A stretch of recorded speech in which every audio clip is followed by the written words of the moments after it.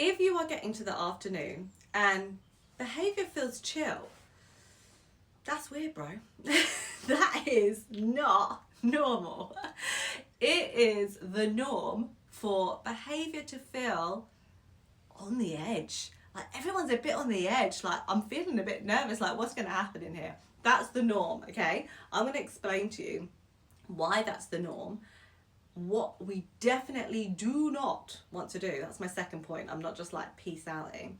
And thirdly, what we could do, a really easy recipe of what we can do for success every single afternoon. So it is just stunning. So let's go with why. Why is this an issue? Firstly, it's just cognitive overload, okay? So by the time you get to the afternoon, you have depleted cognitive resources. Basically, you run out of battery, you run out of steam. Boop, boop. So, and I'm saying you because I know you do, and your children do. When I had got to lunchtime, I was like, oh my God. And I'm one of those people that eat lunch. Like, I think maybe this is a bit weird and different, but I eat lunch by myself.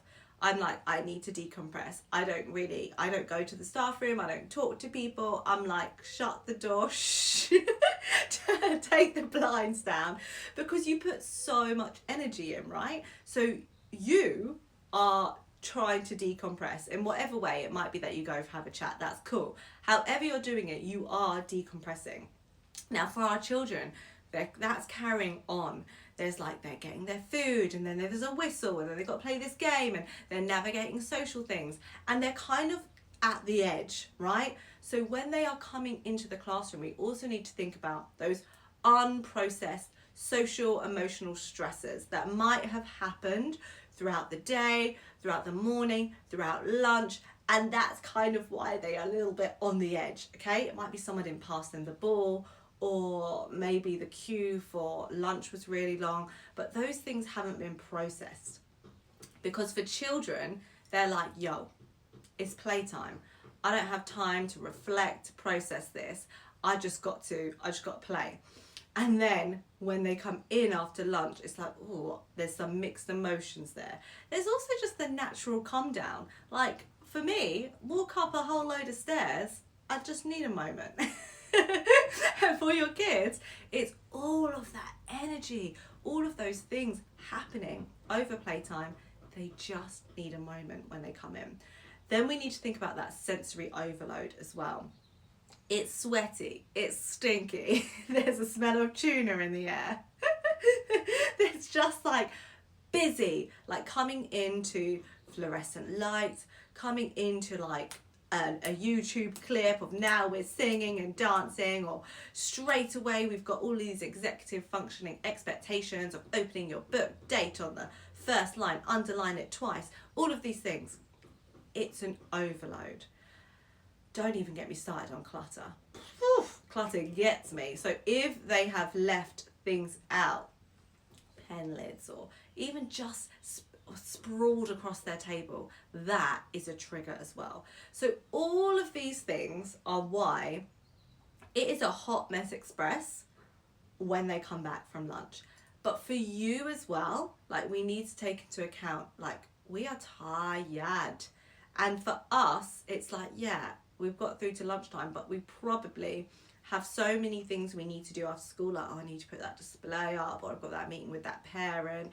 And there's all these other things that we're kind of thinking about as well. And that needs time to decompress, okay? And your battery needs time to recharge on. So let's talk about what not to do, okay?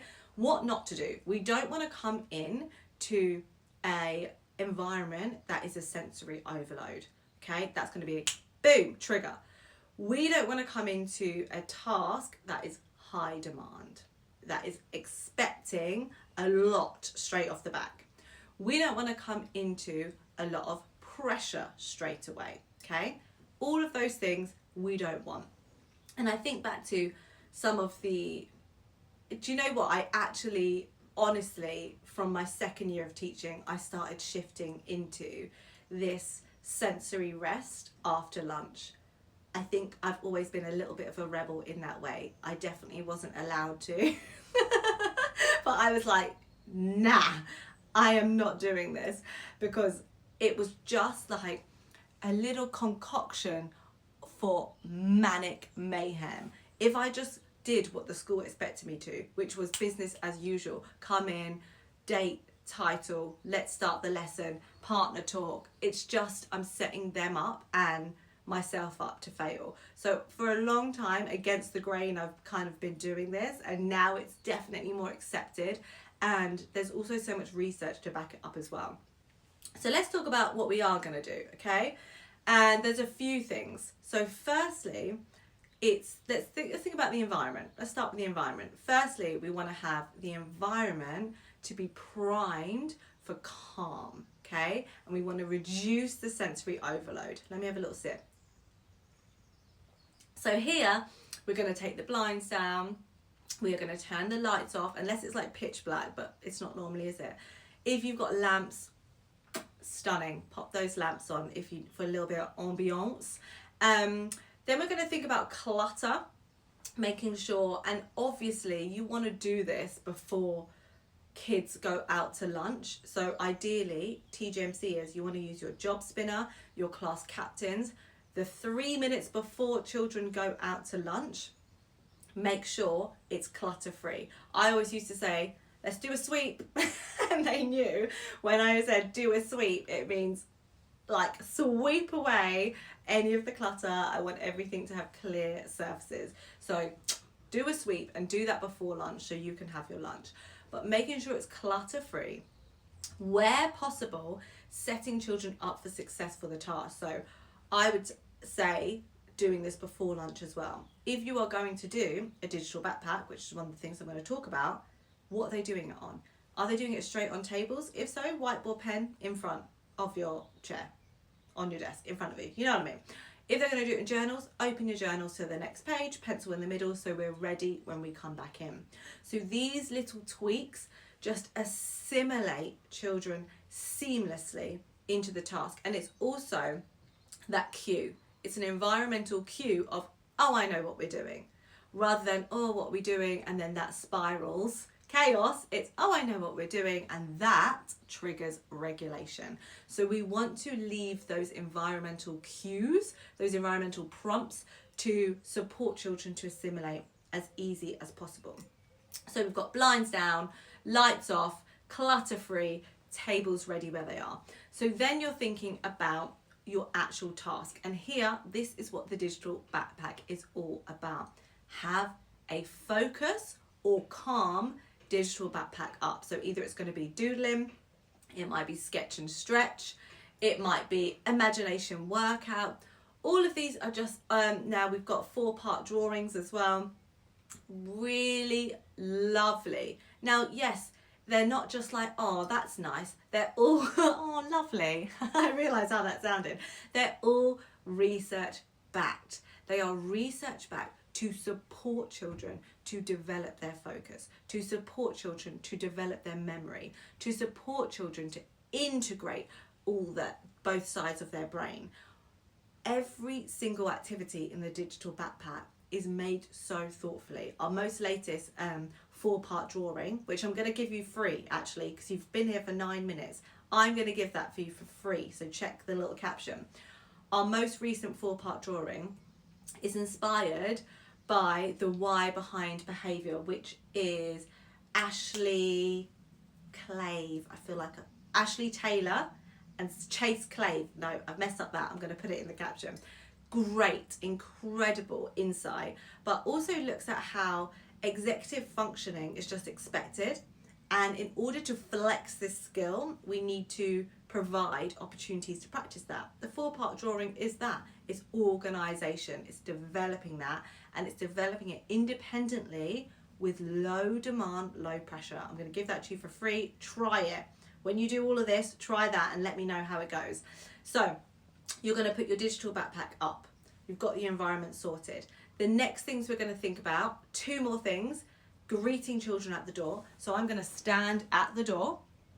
I've got all of my environmental cues up so children will know what to do.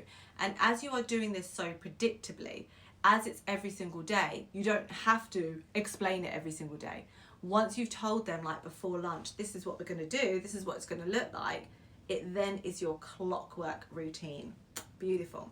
So you're going to stand at the door and you are going to non-verbally greet children. Why? Because that dose of connection is going to support children to feel safe. We know we all as humans crave connection. So we are going to give, and we know also our non-verbal cues are 70 to 90% of our communication. So we don't need to say anything. Us being there, us being present, us smiling, us winking. If you know your children, it might be a touch, it might be a little squeeze of shoulder, it might be a hug. You know your children best. Don't push that on anyone, obviously. But your presence, your safe presence, is that anchor of calm and safety before they enter the classroom. So important. And the last thing is speaking. Just don't do it. Do not speak loads, okay? That didn't feel grammatically correct. Don't talk loads. You don't want to be like, hi, good, you have a good lunch, come over. Because that volume increases the energy, and we want to bring the energy down. We want to support children to decompress.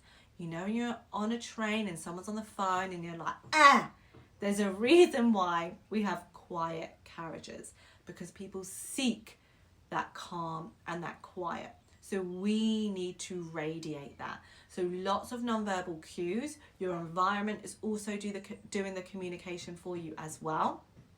And just ushering children in, pointing. If there are any issues, TGMCs, you can use your something is wrong board, your reflect and reset.